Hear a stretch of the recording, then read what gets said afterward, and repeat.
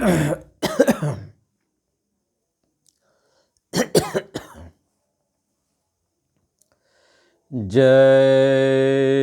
गुरुदेव, जय गुरुदेव। परम पुरुष गुरुदेव जी, जय गुरुदेवय नाम। अलख अगम के पार में स्वामी तुम्हें प्रणाम। कोटि कोटि करूं वंदना, अरब खरब प्रणाम। चरण कमल बिसरू नहीं, जय गुरुदेवय नाम। चरण कमल बिसरू नहीं, जय गुरुदेवय नाम। परम पूज्य परम संत परम पूज्य स्वामी जी महाराज, आप सभी प्रेमी सत्संगी भाई बहनों और माता पिता, नर नारी, बच्चे बच्चियों, सबको सादर जय गुरुदेव। हम आप सबके बीच में गुरु महाराज जी के सत्संग वचन, जो भी मालिक ने जीव के हित के लिए अपने वचन को फरमाए हैं, मालिक के ही वचन आपको सुनाए जा रहे हैं। वैसे तो सत्संग संत सद्गुरु ही किया करते हैं, लेकिन जब उनकी दया कृपा किसी भी प्रेमी के ऊपर हो जाती है तो वो भी जब मालिक के कुछ वचन सुनाते हैं तो उसको भी सत्संग के दायरे में रखा जाता है।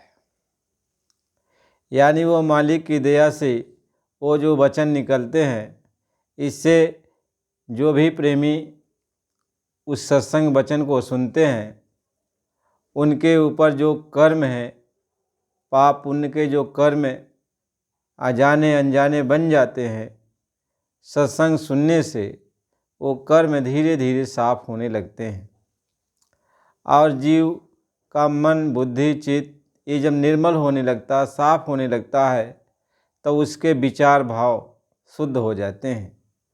अब वह सोचने विचारने के लायक बन जाता है कि हमें अपने जीवन में क्या करना है और क्या नहीं करना है। वैसे जब सत्संग नहीं मिलता तो कर्मों की जो गंदगी है, नए नए कर्मों की जो गंदगी है ऊपर जो लदी रहती है, तो इससे मन बेकाबू हो जाता है, इंद्रियां चंचल हो जाती हैं, बुद्धि काम नहीं करती और ये चित्त हमेशा चंचल बना रहता है। मन उस पारा की तरह हमेशा हिलता रहता है, यानी मन के अंदर कोई भी वस्तु स्थिर नहीं रह सकती है। मन हमेशा संकल्प विकल्प करता रहता है। लेकिन जब सत्संग मिलने लगता है तो धीरे धीरे ये मन शांत हो जाता है। मन के ऊपर जो लगी हुई मैल है यह धीरे धीरे साफ होने लगती है। ये तन भी साफ हो जाता, मन भी साफ हो जाते, आत्मा धीरे धीरे निर्मल होने लगती है। तो सत्संग सुनना चाहिए। अब आपको ये मालूम होना चाहिए कि जब मालिक प्रेमियों को रास्ता बताए और जब वो रास्ता बताते हैं तो देखो पूरे गुरु की यही बात होती है कि जब वो रास्ता देते हैं, नाम देते हैं, शिक्षा देते हैं, तो जीव के अंदर यानी आत्मा की बैठक जहाँ पर है, गुरु की वहाँ बैठक हो जाती है। यानी जो सद्गुरु बाहर से आपको रास्ता दिखाते हैं, रास्ता बताते हैं, जब वो नाम दान देते हैं तो नाम दान देते वक्त उनकी बैठक आत्मा के पास हो जाती है। यानी आपकी सूरत जहाँ बैठी है, आपकी आत्मा जहाँ बैठी है, वहीं पे गुरु की बैठक हो जाती है। और आत्मा की जो डोरी है, उस डोरी को गुरु अपने हाथ में ले लेते हैं, अपने चरण कमल में उस डोरी को बांध लेते हैं। यानी आत्मा को गुरु अपने हाथ में पकड़ लेते हैं, आत्मा की डोरी अपने हाथ में ले लेते हैं। इसी को महात्मा समझाते हैं कि आत्मा का बाँह गुरु पकड़ लेते हैं। बाहर से गुरुदेव रास्ता बताते हैं और अंदर में गुरुदेव आत्मा को पकड़ लेते हैं, आत्मा की डोरी को अपने हाथ में ले लेते हैं और आत्मा को निर्मल साफ सुथरा करने के लिए उसको सत्संग सुनाते हैं, रास्ता बताते हैं और उसको नाम की कमाई करने के लिए आदेश देते हैं कि तुम नाम की कमाई करो। सुबह शाम जब भी समय मिले, दिन में, दोपहर में, रात में, यानी आपको जब जब भी मौका मिले, 1 मिनट, 2 मिनट, 5 मिनट, 10 मिनट, तो उस नाम की आप कमाई करो। यानी नाम जो सद्गुरु बताते हैं उस नाम का आप अभ्यास करो। तो जब नाम का अभ्यास आप करोगे तो धीरे धीरे धीरे धीरे ये आत्मा के ऊपर जो मैल लदी हुई है वह धीरे धीरे साफ होने लगती है, धीरे धीरे साफ हो जाती है। इसलिए महात्मा समझाते हैं कि जब सद्गुरु नाम दान दे देते हैं, सद्गुरु रास्ता बता देते हैं, तब ये आत्मा अब काल के दायरे से अलग हो जाती है।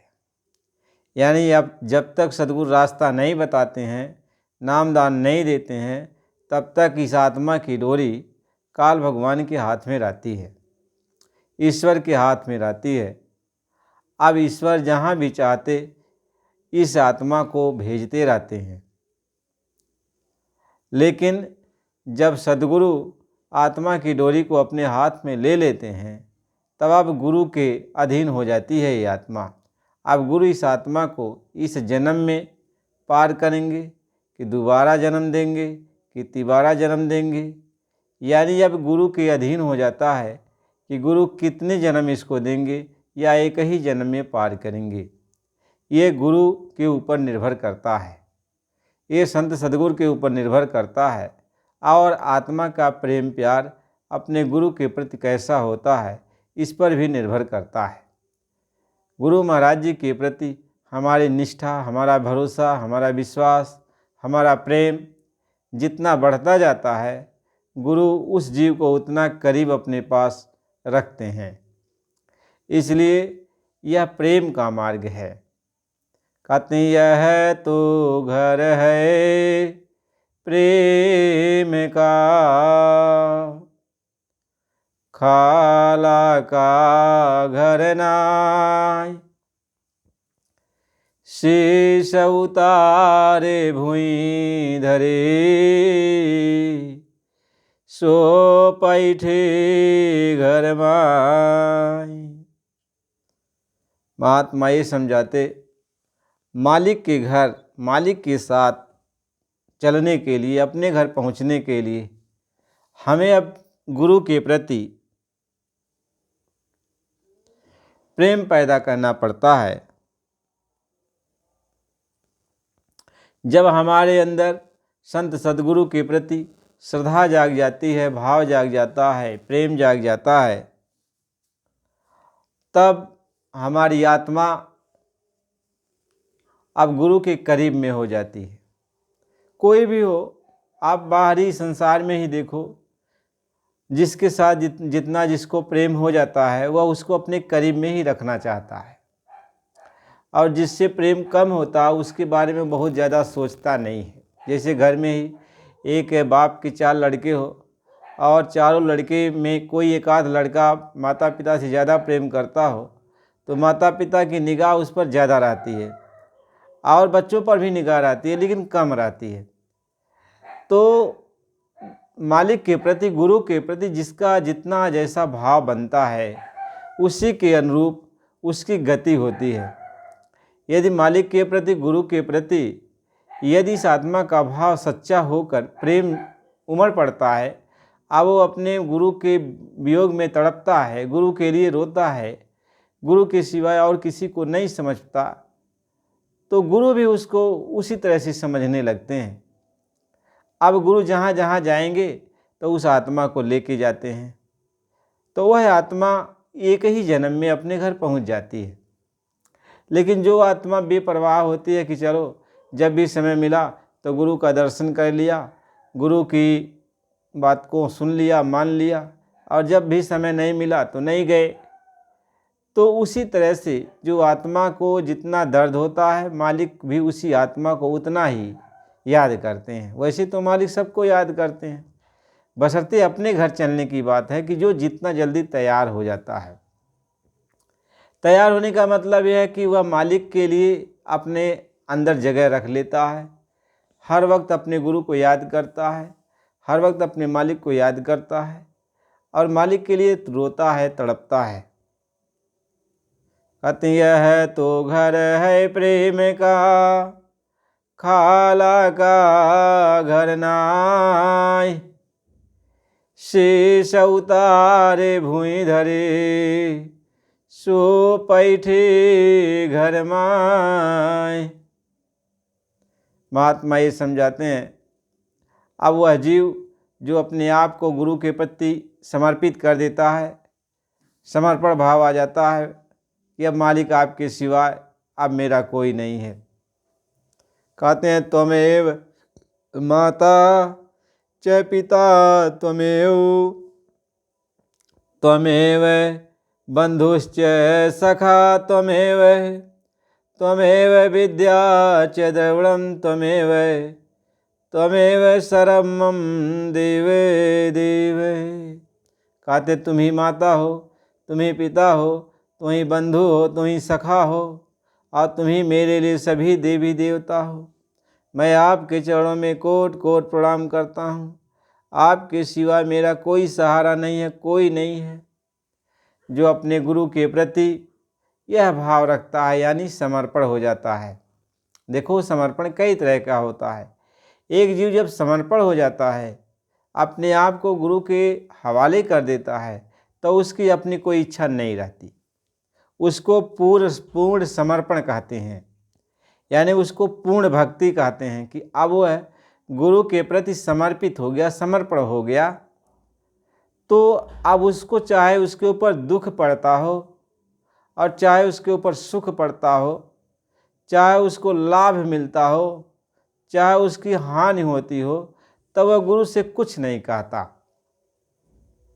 अब समर्पण का मतलब ये होता, अब गुरु के से कुछ कहता ही नहीं है कि मालिक हमको दुख मिल रहा है या हमको सुख मिल रहा है या मेरी लाभ हो रहा है या मेरी हानि हो रहा है, तो कुछ कहता ही नहीं, क्योंकि वो पूर्ण समर्पण हो गया।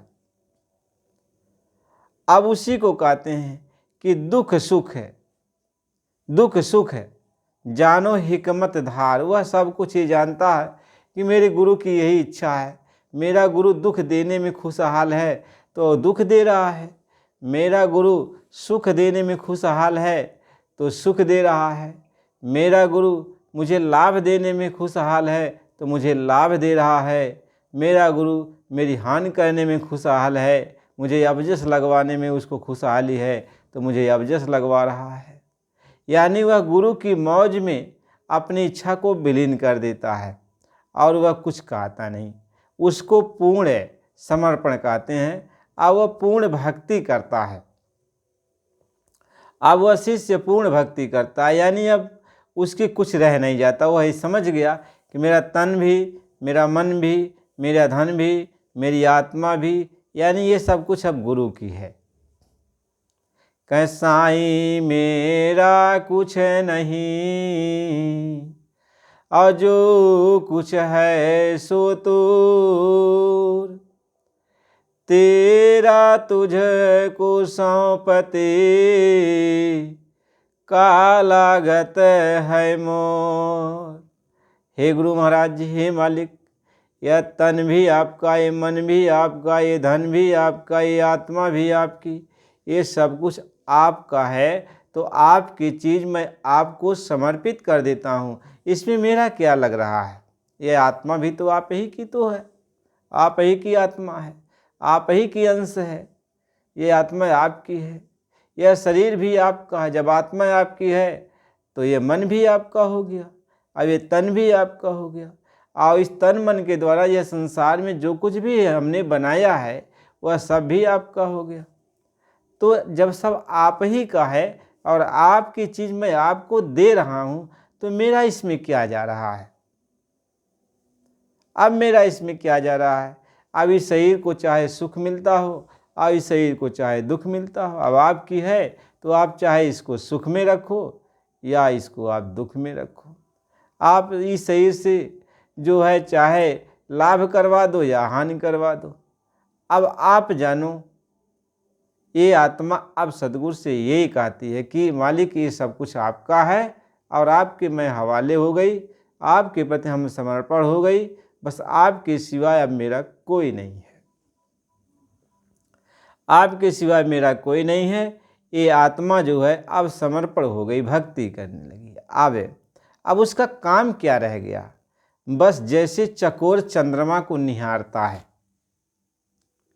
अब आत्मा का काम सिर्फ इतने होता है कि जैसे चकोर चंद्रमा को निहारता है, जिधर चंद्रमा जाता है चकोर उधर ही जाता है, और चंद्रमा जब डूब जाता है तो वह चकोर गिर जाता है, वह धरती पे चकोर गिर जाता है। महात्मा ये समझाते हैं कि अब वो शिष्य जो है अब गुरु की तरफ देखता रहता है, इसलिए महात्मा समझाते कि गुरुमुख होए गुरु आज्ञा बरते, और गुरु अरती एक छिन में तरते। अब वो गुरुमुख हो गया, यानी गुरु की तरफ अपने मुख को रख दिया, यानी अपना सारा ख्याल अब गुरु की तरफ लगा दिया कि गुरु उसकी तरफ देख रहे हैं, वह गुरु की तरफ देख रहा है। गुरु जो जो हुक्म देंगे वह बिना कुछ कहे वह करने के लिए तैयार हो जाता है, वह तुरंत करता है, कुछ पूछता नहीं है कि इसमें लाभ होगा कि हानि होगा, यह क्यों आपने कहा करने के लिए, कुछ नहीं। अब वह पूर्ण रूप से समर्पित हो जाता है, समर्पण भक्ति वो करने लगता है।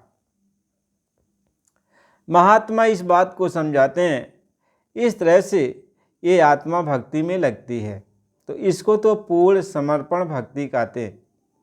अब ऐसी आत्मा का भजन पूरा हुआ है या न हुआ है, वह पूर्ण रूप से और कुछ साधन भजन कर पाई है कि नहीं कर पाई है, लेकिन ऐसी आत्मा इसी जन्म में अपने घर सचखंड अनामी धाम चली जाती है, क्योंकि गुरु ऐसी आत्मा को यहाँ छोड़ते ही नहीं हैं। इसलिए महात्मा ये समझाते कि मेरा मन जो तुझे सी और तेरा जो मुझे से हो, आहरण तालो है ज्यों संधि लखे ना को। कहते हैं सतगुरु समझाते हैं कि यह आत्मा, जैसे मैं तुम्हें याद करता हूँ, तुम्हारे लिए तड़पता हूँ, ऐसे तू यदि मुझको याद कर ले और मेरे लिए तड़प, तो मेरे और तेरे के बीच का जो अंतर है ये ख़त्म हो जाएगा। जैसे लोहे का जोड़ पता नहीं चलता, क्योंकि लोहे का जब जो जोड़ा जाता है तो गला कर जोड़ा जाता है, उसको पानी बनाकर जोड़ा जाता है। महात्मा इस बात को समझाते हैं, इस बात को महात्मा समझाते हैं। अब वो लोहे का जोड़ जब जुड़ गया तो पता ही नहीं चलता। ऐसे जब शिष्य आत्मा के अंदर समा जाता है और आत्मा गुरु के अंदर समा जाते हैं, तो दोनों एक हो जाते हैं। कहीं पलटू दे हैं किधरे से ओ साहेब हमदास, अब पलटू पलटू क्या करे जो पलट नाही। कहते पलटू पलटू क्या करे, यदि तू पलटा ही नहीं, यानी गुरु में विलीन नहीं हुआ, उस एक में विलीन नहीं हुआ, तो तू पलटू पलटू क्यों करता। पलटू का मतलब है कि वो पलट गया, यानी सतगुरु में विलीन हो गया, सतगुरु में एक हो गया।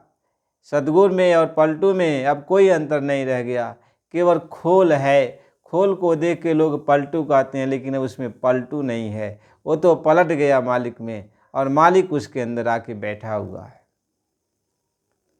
इसलिए महात्मा लिखते हैं, अब जो सारा काम कर रहा है वो पलटू ही काम कर रहा है, यानी वो मालिक ही काम कर रहा है, मालिक ही ले रहा है, दे रहा है, मालिक ही सारा काम करा रहा है पलटू बन करके। महात्मा ये समझाते हैं कि पलटू साहब यही लिखते हैं, इसलिए जब जीव गुरु में विलीन हो जाता है, गुरु को अपने हृदय में समा लेता है और गुरु के हृदय में वो समा जाता है, तो दोनों का अंतर मिट जाता है। इसी को भक्ति कहते हैं। महात्मा ये समझाते कि गुरु भक्ति बिना शब्द में पचते, सो भी मानुष मूर्ख जान। भक्ति यही है कि हम गुरु में समा जाएं, गुरु में विलीन हो जाएं, गुरु में समर्पित हो जाएं। आप जब समर्पित हो गए, गुरु से मिल गए, तो गुरु जो जो कहेंगे वो आप करोगे। अब गुरु जो कह रहे हैं वो आप करोगे, तो अब गुरु की आज्ञा हो गई। जो भी गुरु कह रहे हैं वो आप करते जा रहे हो। महात्मा ये समझाते हैं कि गुरु की आज्ञा के पालन करने का नाम भक्ति होता है, लेकिन ऐसा नहीं है कि आप गुरु की आज्ञा का पालन कर लेते हो। गुरु की आज्ञा का पालन तब होता है जब आप गुरु को सब कुछ समर्पित कर देते हो, समर्पण हो जाते हो, यानी ये तन मन धन सूरत सब गुरु का हो जाता है। जब गुरु को समझ लेते हो कि ये सब कुछ गुरु का है, तब गुरु की आज्ञा में चलते हो, तब आप गुरु की आज्ञा में चलते हो और गुरु की आज्ञा में रह के आपका काम पूरा हो जाता है, गुरु भक्ति पूरी हो जाती है। कहते हैं जब लगे गुरु भक्ति ना पूरी, मन मन सा होवे ना चूरी, मन चूरे बिन सूरत न निर्मल, कैसे चढ़े गगन अधर चल। कहते हैं जब लग गुरु भक्ति पूरी नहीं होती, यानी पूर्ण रूप से जब तक आप समर्पण नहीं होगे, तब तक आपकी मन मनसा, यानी मन के अंदर जो इच्छा जागती है, मनसा का मतलब होता कि जो मन के अंदर इच्छा जागती है कि आज मेरा मन ये कह रहा करने के लिए, आज मेरा मन ये कह रहा करने के लिए, आज मेरा मन ये कह रहा करने के लिए, इसी को इच्छा कहते हैं। इसी को अब इच्छा कहते हैं। यह इच्छा जब तक मन के अंदर उभरती है तब तक वह गुरुमुख नहीं होता, और जब मन की इच्छा खत्म हो जाती है, अब उसकी गुरु की इच्छा हो जाती है, अपनी इच्छा खत्म कर दिया।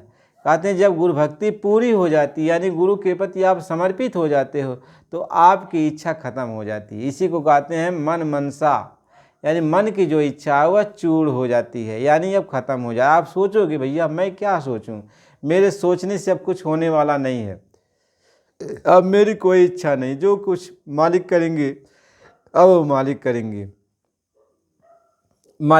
हमारे सोचने से होता नहीं। कया पासो चाहूत नहीं, अब प्रभु सोचें तत्काल, बलि चाहे वैकुंठ को भेज दियो पाताल। कहते अपने सोचने सब कुछ होने वाला नहीं है, अब जो कुछ भी करेंगे गुरु महाराज ही करेंगे, इसलिए गुरु के प्रति आप समर्पित हो जाओ। महात्मा ये समझाते हैं भक्ति का मार्ग यही है। कहें भक्ति का मार्ग झीना रे, भक्ति का मार्ग झीना रे। कहते भक्ति का जो मार्ग है, यानी भक्ति कैसे की जाती है, यह बहुत बारीक है, यह समझने की बात है। जब आप समझ गए तो आपकी भक्ति शुरू हो जाती है। जब तक आप समझोगे नहीं तब तक आप को पता ही नहीं चलेगा मैं भक्ति कर रहा हूँ कि नहीं कर रहा। अरे पैसा कौड़ी आप दे दिया है, कभी कभी मालिक की बात को मान लिया, यहाँ से वहाँ चले गए, आए गए, सत्संग सुन लिया, तो आप सोचो कि मैं भक्ति कर लिया। महात्मा ये समझाते तो दिखावटी भक्ति है।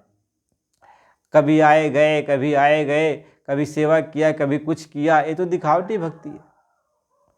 समर्पित भक्ति क्या होती है, समर्पण भक्ति क्या होती है, महात्मा उसको समझाते हैं कि भगति का मार्ग जीना रे, भगति का मार्ग जीना रे, कहते नहीं चाहे कुछ नहीं, चरण नय लवली नारे, भगति का मार्ग जीना रे।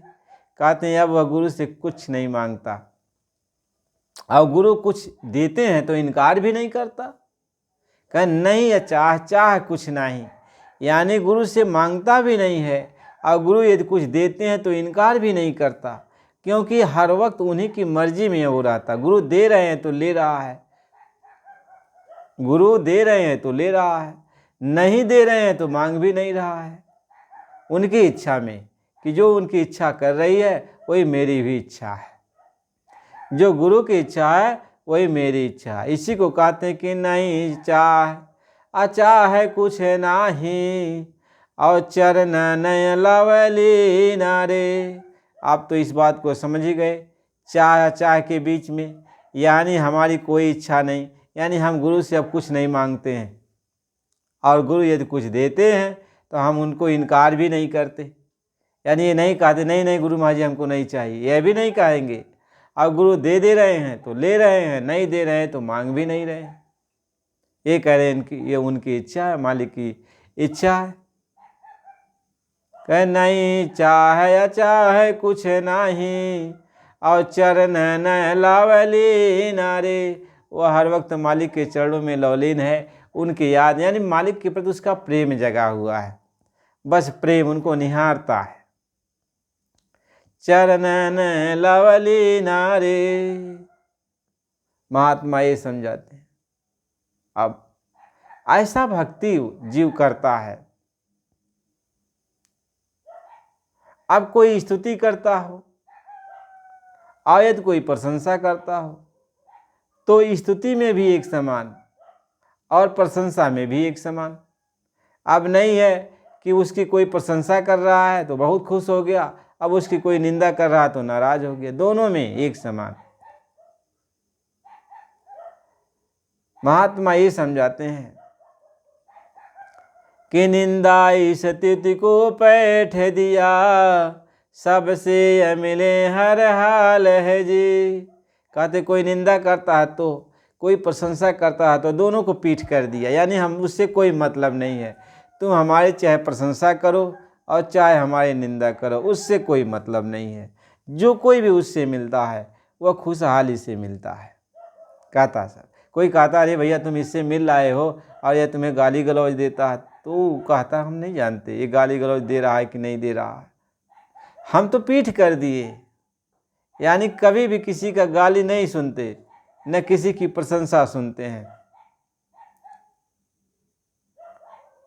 महात्मा ये समझाते हैं कि पलटो जहाँ मन की गम नहीं, तहाँ अगम की ज्योति जगावत है। कहते जहाँ किसी तरह का कोई गम नहीं है, यानी मालिक के चरणों में हम लीन रहते, कोई गम नहीं है। हमें जब गुरु मिल गया तो कोई हमें गम नहीं, कोई हमें चिंता नहीं। आप गुरु जैसे राखें। महात्मा ये समझाते हैं कहें गुरु राखें जो कोपि विधाता, यदि विधाता कोप जाए तो गुरु राजी है न, तो अभी उसका बाल बाका नहीं हो सकता। महात्मा ये समझाते हैं, इसलिए गुरु भक्ति करना चाहिए। आप जीव अपने स्वार्थ में बहुत सारी भक्ति करता है, कभी गुरु भक्ति करेगा तो कभी कुछ और सोचेगा, कभी कुछ और सोचेगा। गुरु महाराज जी ने समझाया कि बच्चा एक जंगल था, जंगल के एक छोर पे जो है एक सिद्धि महात्मा रहते थे, और जंगल के दूसरे छोर पर पूर्ण संत सद्गुरु रहते थे।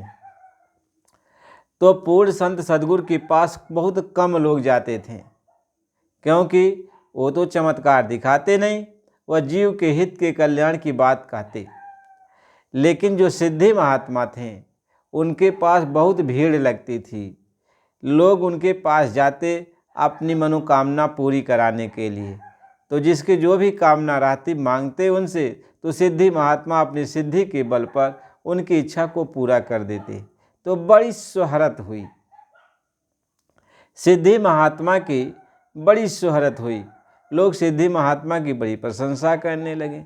तो उसी में से कोई आदमी जो है यहाँ पे जहाँ पूरे महात्मा रहते थे उनके पास पहुँच गया और सिद्धि महात्मा की सारी चर्चा सुनाने लगा।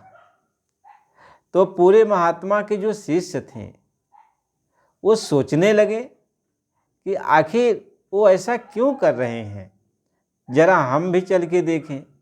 तो सिद्धि महात्मा का शिष्य गया देखने के लिए। तो सिद्धि महात्मा अपनी सिद्धि के बल पर लोगों की मनोकामना पूरी करते थे। तब वह बीच में, जब वो सुना रहे थे तो बीच में खड़ा होकर कहा कि सिद्धि महात्मा जी, आप अपनी सिद्धि का प्रयोग करके इन भूले भटके गांव वालों को भरमाओ मत, और आप ये काम करना बंद कर दो। ये चमत्कार नहीं दिखाना चाहिए। एक बार, दो बार, तीन बार लोगों ने समझाया, लेकिन बार बार उनके सत्संग में खड़े होकर के जो है उनको रोकते थे। अंत में सिद्धि महात्मा को क्रोध आ गया। कहा कि तुम बार बार बीच में रोकते हो और जो कुछ भी तुम्हारे दिल में आता कह बैठते हो। तो अब मैं तुम्हें श्राप देता हूँ कि कल का सूर्य तुम नहीं देखने पाओगे।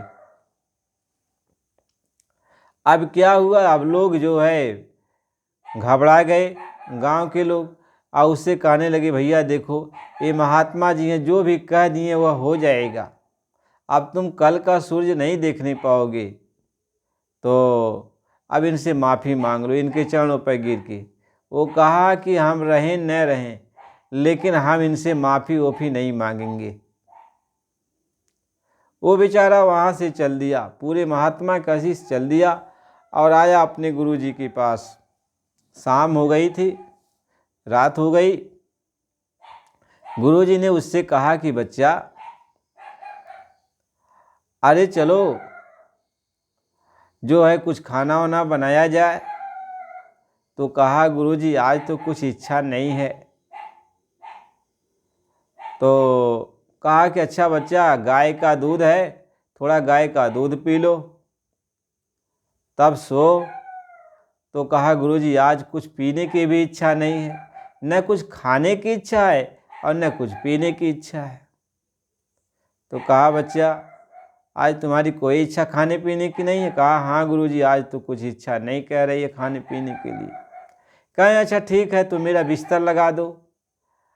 तो वह गुरु जी का बिस्तर लगा दिया और गुरु जी आराम से उस बिस्तर पर अपना आसन पर सो गए और उससे ये कहे कि बच्चा मेरा पैर दबाना, और जब तक मैं नहीं कहूँगा पैर छोड़ना मत, मेरे पैर को तुम दबाना, सेवा करना।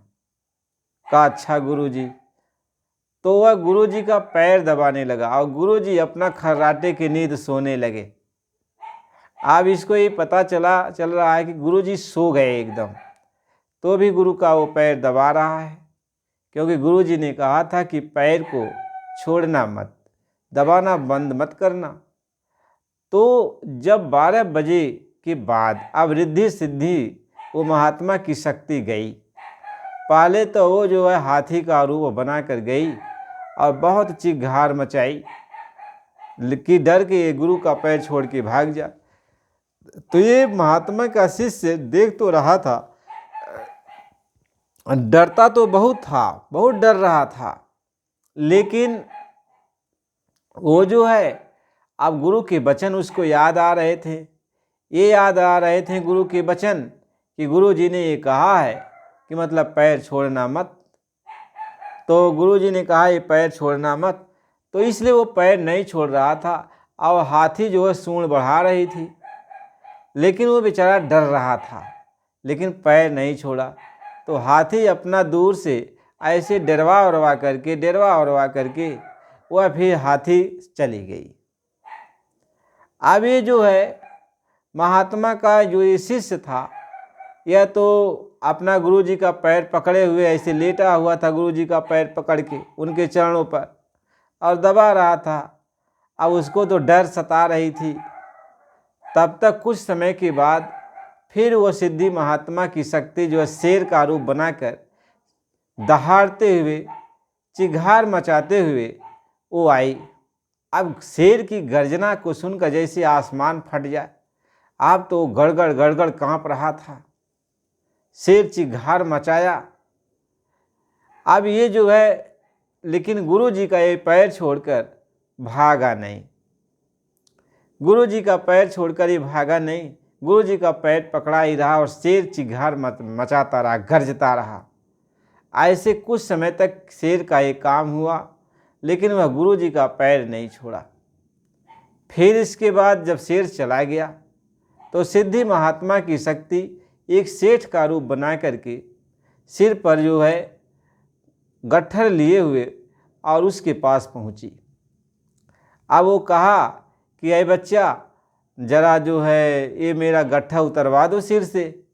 तो कहा कि नहीं, हम गट्ठर नहीं उतारेंगे। अरे बच्चा, हम वृद्ध आदमी हैं, सिर से गट्ठर तो उतरवा दे, इसमें तुम्हारा क्या जा रहा है, परोपकार होगा। तो कहा कि नहीं नहीं, जैसे आप आए हो वो आप वैसे उतारो, हमारे बस का नहीं है, हम नहीं जो है आपका उतरवाएंगे। अब वो गुरुजी का पैर पकड़ा हुआ है, गुरुजी का पैर नहीं छोड़ रहा है। अब अंत में जो है वह जो सेठ था वह गट्ठर को उतारा, उन्हीं के सामने खोल दिया।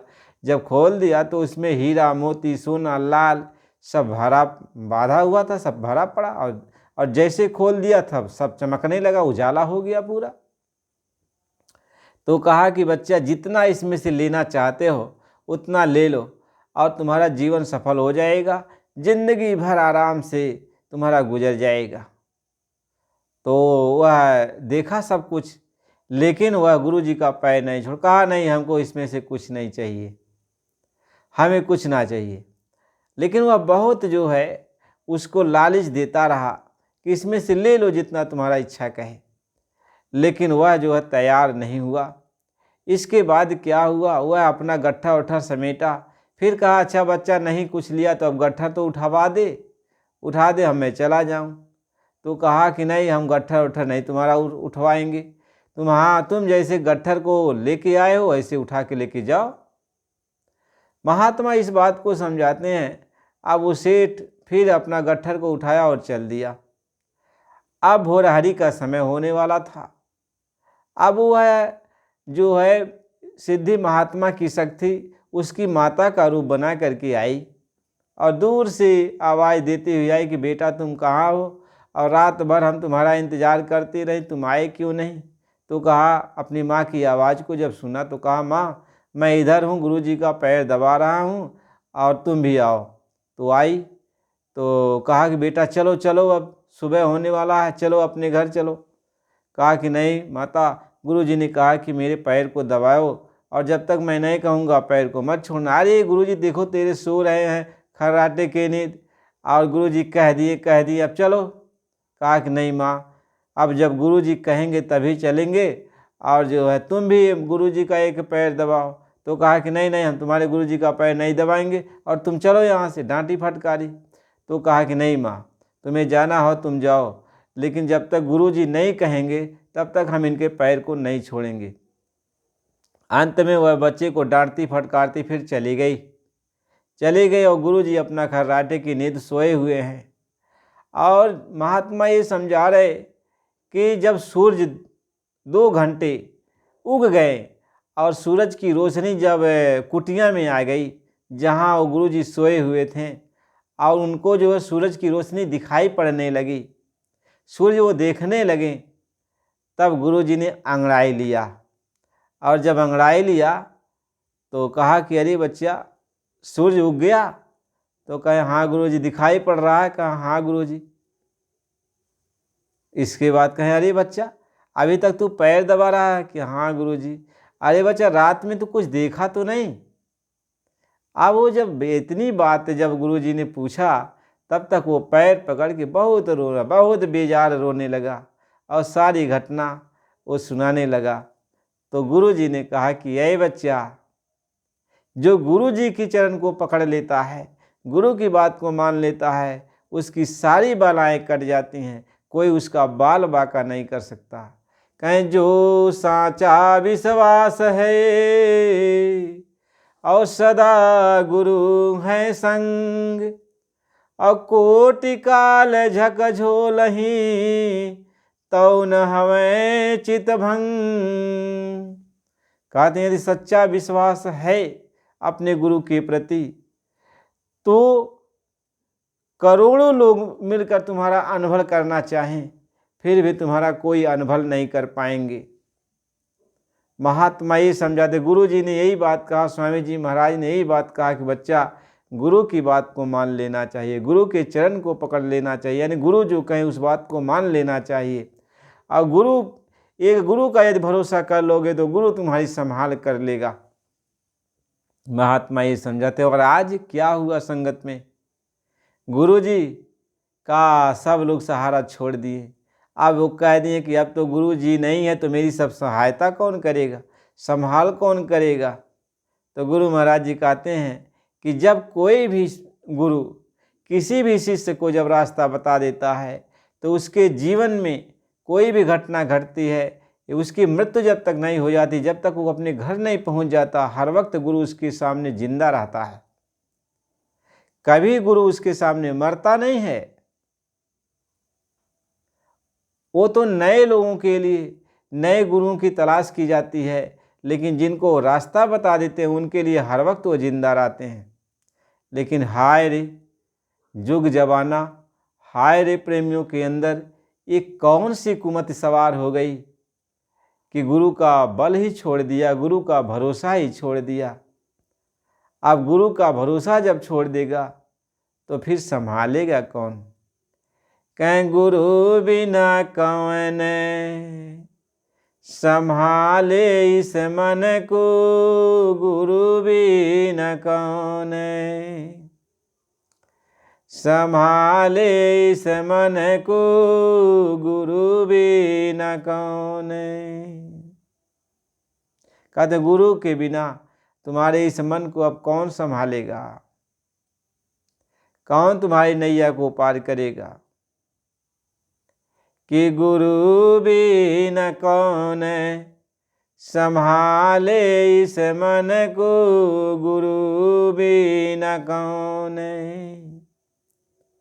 मन के अंदर दुविधा जब आई, मन के अंदर दुविधा जब आई, और गुरु बिना कौन मिटावे भरम को, गुरु बिना कौन मिटावे भरम को, गुरु बिना कौन संभाले इस मन को, गुरु बिना कौन।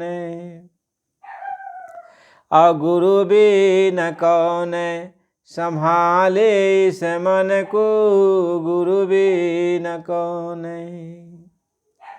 जब दुविधा गुरु के प्रति आई, जब दुविधा गुरु के प्रति आई, तब ही काल घर बजत बधाई, तब ही काल घर। गुरु के बिना, गुरु के बिना काल से कौन बचाए, गुरु के बिना। यानी गुरु के बिना तुम्हें कौन बचाएगा, तुम्हारे मन को कौन रोकेगा, तुम्हारी आत्मा की संभाल कौन करेगा, जब गुरु को ही तू नकार देगा, गुरु को ही सोच लेगा कि अब गुरु मेरे जीवन से निकल गया। महात्मा ये समझाते हैं हर प्रेमियों के साथ जितने जीवों को गुरु महाराज ने नाम दान दिया है, रास्ता दिया, उन सभी प्रेमियों के लिए गुरु हर वक्त जिंदा रहता है। पूर्ण रूप से जिंदा रहता है, पूर्ण रूप से उसकी संभाल करता है। इसलिए ऐसे प्रेमियों को कभी भी निराश नहीं होना चाहिए और गुरु की भक्ति में लगे रहना चाहिए। गुरु महाराज जी इसी बात को समझा रहे, इसी को समझाते हैं। इसलिए महात्मा ये समझाते, तुम गुरु का भरोसा करो। गुरु महाराज जी ने बार बार इस बात को कहा कि तुम कभी भी गुरु नाम में यानी जय गुरुदेव नाम में शंका मत करना। ये नाम मालिक का है, जब तुम इस नाम को पुकारोगे तो मैं मिलूँगा। यानी यदि ये गुरु जिंदा है तो यह जय गुरुदेव नाम जिंदा है, यदि गुरु जिंदा नहीं है तो यह जय गुरुदेव नाम पुकारने पर तुम्हें कौन मिलेगा? तब तुम जय गुरुदेव नाम को क्यों पुकार लगाओगे जब गुरु ही नहीं रहेगा तेरे लिए? तेरे लिए गुरु हमेशा रहता है। इसलिए तुम्हें जय गुरुदेव नाम जब पुकारोगे तो गुरु तेरे सामने हाजिर नाजिर रहेगा। फिर भी आपको समझ नहीं आई, आप समझते नहीं हो। नए जीवों के लिए उनको गुरु की खोज करनी चाहिए और गुरु की खोज करो और आपको भी गुरु मिल जाएंगे, क्योंकि यह धरती संतों महात्माओं से खाली नहीं रहती है। और आपकी सच्ची पुकार होगी, आपके अंदर जैसी श्रद्धा होगी उसी के अनुसार वो महात्मा देखते रहते हैं, आपको अपने पास बुला लेंगे। लेकिन पुराने प्रेमियों को हमेशा अपने गुरु पर भरोसा करना चाहिए। यदि गुरु का भरोसा छोड़ दिया तो कहते हैं दुविधा जाके मन बसो, दयावंत जीवनाए, कबीर त्यागो ताहि को, भूल देव मत माए। जब दुविधा बस जाती है तो वह जीव फिर दुर्गति में चला जाता है। इसलिए प्रेमी भाई बहनों, आप सब लोग गुरु महाराज जी के प्रति अपनी श्रद्धा को बरकरार रखो, भाव भक्ति में लगे रहो, साधन भजन में लगे रहो। और जो कुछ भी आपको कभी शंका आए तो आप सत्संग वचन सुनते रहो, आपके अंदर की सारी शंकाओं का समाधान अपने आप हो जाएगा, गुरु महाराज जी कर देंगे।